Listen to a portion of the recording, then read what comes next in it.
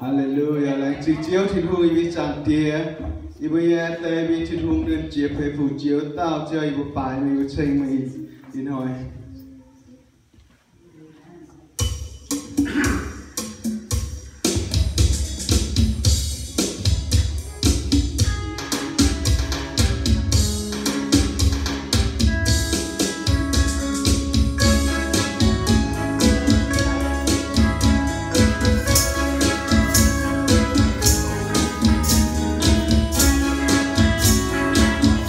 Hãy subscribe cho kênh Ghiền Mì Gõ để không bỏ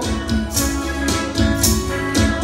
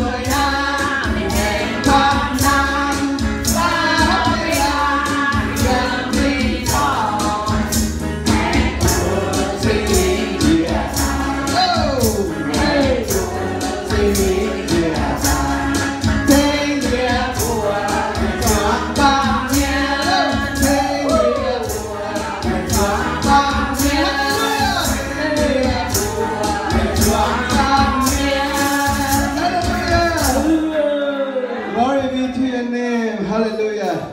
Lại chỉ chiếu mày, mày tu chính gì chú miền chế chú cho là chân vào con glory cho vào nó miền con mình tạo và đi tu gì mình tạo. Hallelujah. Nên cái mà mình tạo thô hay mà mình tạo trắng hay mình tạo lông hay. Hallelujah.